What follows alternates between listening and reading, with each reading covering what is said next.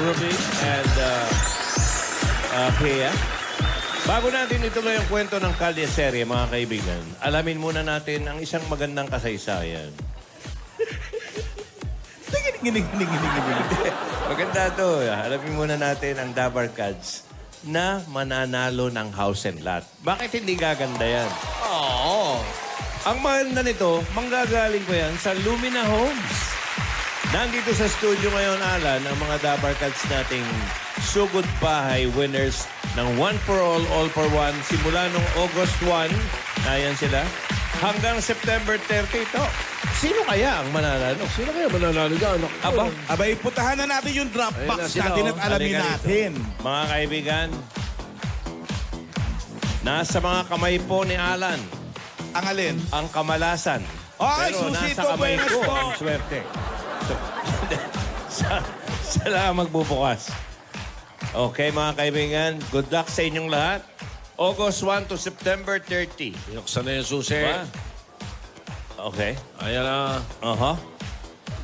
Mali ang susi. Ayun na, Dararang, mga kaibigan. darang. Ito na po. Oy. Ito po sa Hinalo. loob.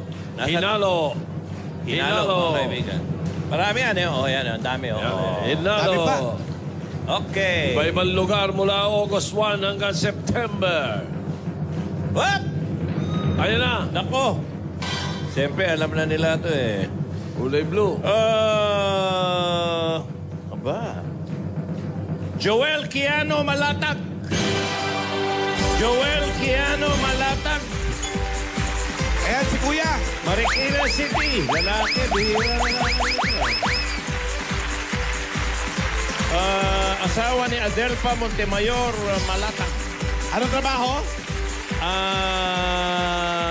Congratulations, ha? Ang trabaho mo, Kuya? Bus driver. Driver. Ayan. August 16 nung magwagay siya. At kasama pa natin dyan si Lumina Representative Miss RV Abad. Hi, Miss RV. Welcome to Eat Bulaga. RB. General Manager siya ng Ilocos Sur, Ilocos Lumina. Sur yan. Anong reaction mo, pare? Marami pong salamat sa Lumina po at saka sa Itbulaga po. Magpapasalamat ko kasi tagal na po kasi ako talagang walang tirahan ko. Eh, nilubog pa po yung Pampanga. Kaya nagpapasalamat po ako sa Itbulaga. Kuya, syempre iniisip-isip mo na yun pag ako nanalo, sa ano ako pipili? Saan yung napili Pampanga, mong lugar? nabanggit niya eh.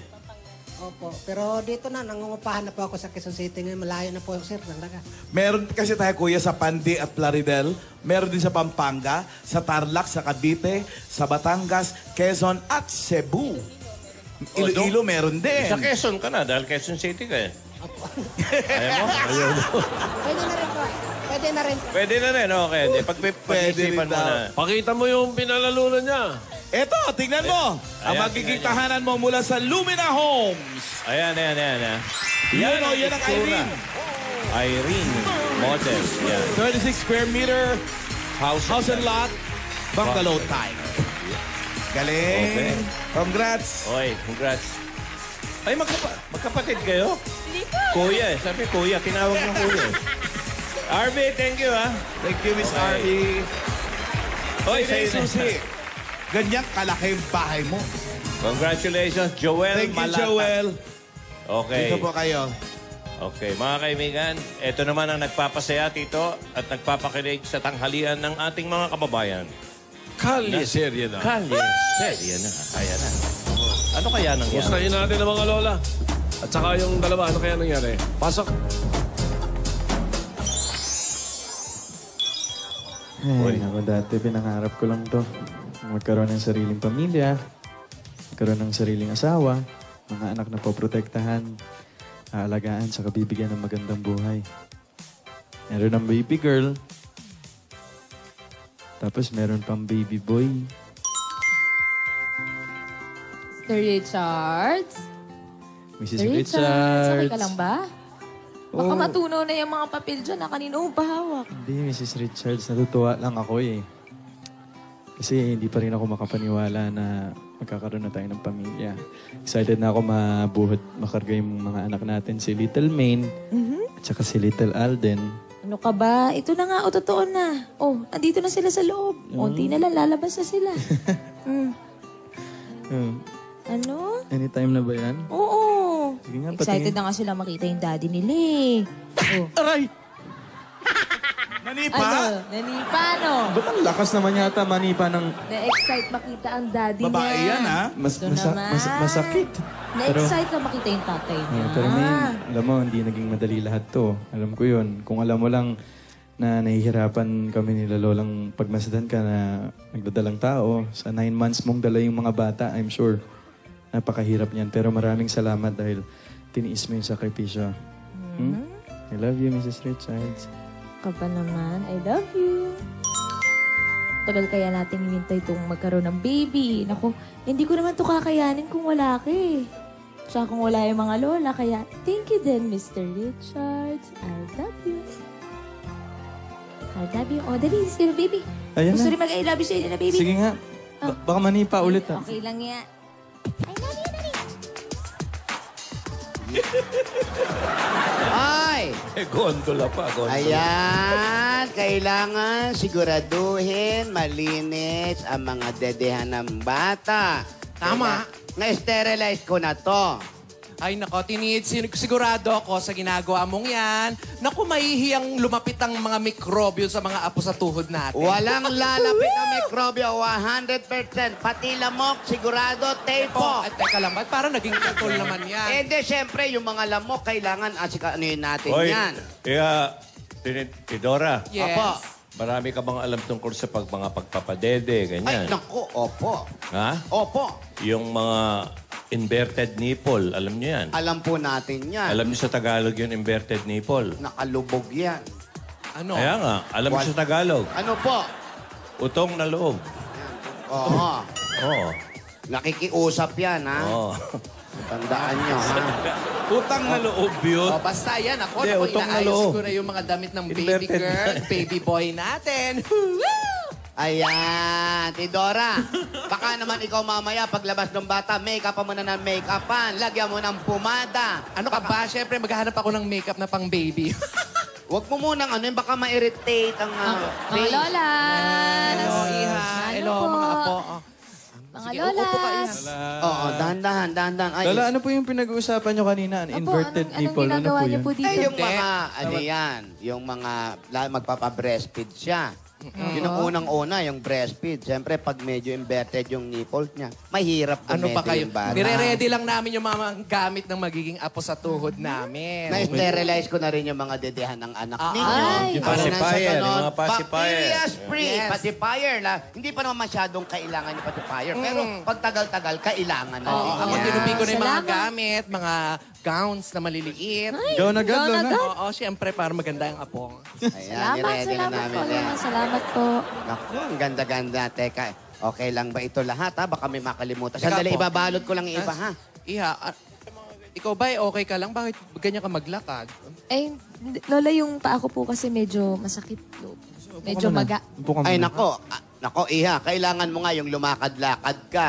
O, maupo ka na muna. Kung naglakad ka na kanina, kailangan mo yan para hindi ka manasin. Pero ngayon, maupo ka muna. Upo ka muna dyan, Iha. Yan, mag-relax ka lang dyan. Lola, nasan po si Lola ni Dora po? Ay, naglayas. Po? Nandyan lang yon. Ayan. Ayan. Lola, Wow.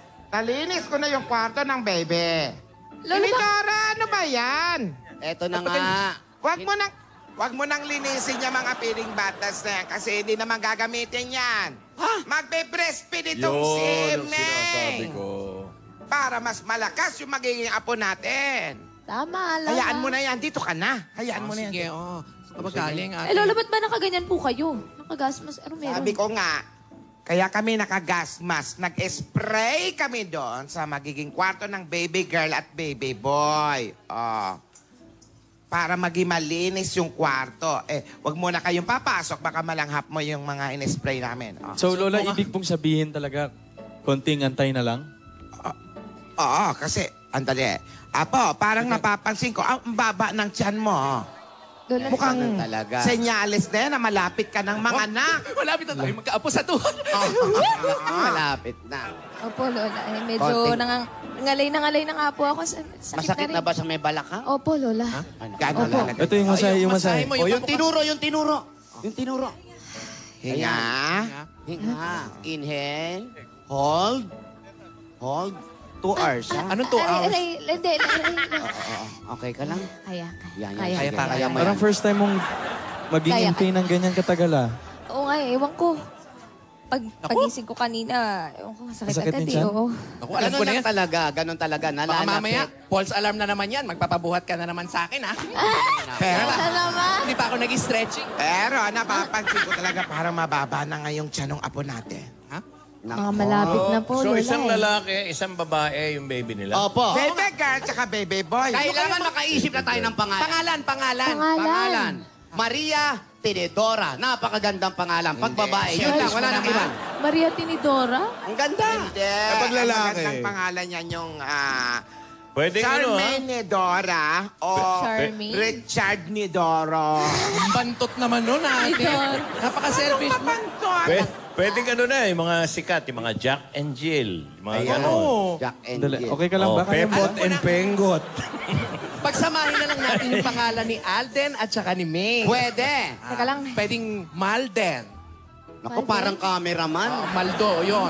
Pwede. Ang ganda, Lola. Aline. O kaya, Alma. Alma. Naku, Alma. Oh. Alma and Moranas. Yan. Maganda. Ayaw mo ng moreno, ha? Ako, mukhang... Aray. Oh, Masakit na ba yung tiyan mo? Ano ba? Oy! Ano ba naman, iha? Kung kailan ano ka yan? manganak, tsaka ka pa umihi. Ay! Lola, hindi po yata totoo. Alden! Paano bigyan na ni Lola na yan? Water bag na yan, oy. Teka, Lola! Lola, ang dami tubig! Dali. Aray!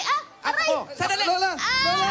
Ano ba yan? O, teka, ako kung Lola! Ang dami tubig! manganak na si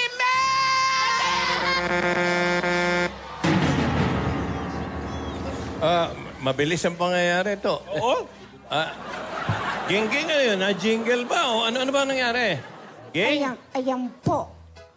Kitang-kita ko po bumulwak ang gano'n. Paano? Mano. Pero hindi ko lang po alam kung talagang wiwi siya o yung tinatawag natin panubigan. Oo, mukhang ganun na. Kasi pag naputok daw yung panubigan, yan po ay senyalis na manganganak na po ang ina na nagdadala sa bata. Ibig sabihin, kasunod na po niyan yung inunan, yung kinumot. Sama-sama na po yan. Binaligan. Kaya mga kaibigan, ready na po ang mga lola sa kanilang mga gamit ng kanilang apo at ng apo sa tuhod. Si Alden din po kanina nagsalita na tuwang-tuwa siya na susuporta niya ang kanilang mag-ina. Pero si Maine, kitang-kita pong nahihirapan pero excited na po siya sa kanyang panganganak. Wow. Buhat-buhat po nila. Kung makikita niyo po yung ganyang posisyon, sa prosesyon niyo lang po makikita yung Pieta. Opo. Pero mga kaibigan, hanggang kailan po kaya matitiis ni Alden ang bigat ni Meng? Tsaka yung basa.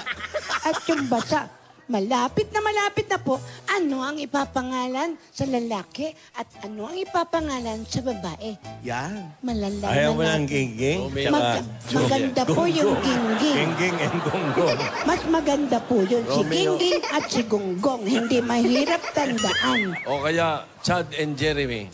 Pwede rin po. Parang kanta lang. Ginggang, guri-guri-guri-guri, gonggong, ginggang, ginggong-gong. Ang tawagin ng mga bata, no? Kung Alan yung lalaki. Solomon and Sheba. Di po maganda. Talaga? Bakit naman? Di, tingin ka sa salamin para makita. Pero mga kaibigan, Bastos iniwan muging, no? na po nila ako. Ang ibig sabihin, papunta na po sila sa ospital. Papunta na. Gusto ko rin po sumama. Abangan natin, sumama kaya sa ospital. Plan! Yun. Oh. Na-freeze pa! Ang ganda! Manganganak pa si Mrs. Richards! Alamin natin ang mga susunod na mangyayari dito sa Kalye Serye. May maagang pamasuma sina Dapper Cats Pia, Ruby at Baste. Oy! Dabarkads, kung nag-iisip pa kayo ng